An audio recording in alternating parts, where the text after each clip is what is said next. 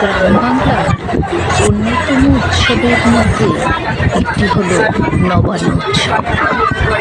এই মাঠ থেকে নতুন ধান নিয়ে এসে সেই ধান ছড়িয়ে তাকে ভেঙে চাল তৈরি করে চালের গুঁড়ো তৈরি করে ওটা একটা দুধ দিয়ে বিভিন্ন রকমের ফল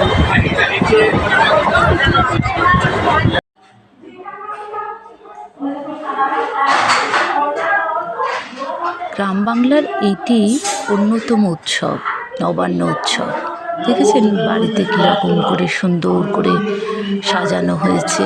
আমাদের ঠাকুর ঘর আলপনা দেওয়া হয়, সুন্দর করে আলপনা দেওয়া হয়েছে।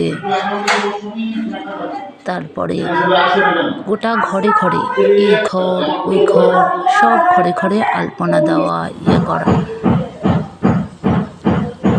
দেখুন নবান্নটা মাখানো হয়েছে চাল টাল দিয়ে, ক্ষীর দিয়ে, দুধ দিয়ে, সব বিভিন্ন রকমের ফল দিয়ে, বিশেষ করে আদার মূলো, এটা মাস্ট, আখ এগুলো দিতেই হবে। তারপরে কত রকমের রান্না হয়, ভাজা হয়, কত রকমের 7 রকমের 8 রকমের ভাজা হয়, রান্না হয়, অনেক রকমের রান্না হয়, শাক হয়, বাঁধাকপি হয়, বিভিন্ন রকম পায়েস হয়, এই সব রান্না হয়। আবার এই রান্না সব পূর্বপুরুষদেরকে দেওয়া হয়, একটু একটু করে কলাই পাতায় করে প্রত্যেকটা ঘরের উঠোনে এতে এগুলোতে পূর্বপুরুষদের দেওয়া হয়।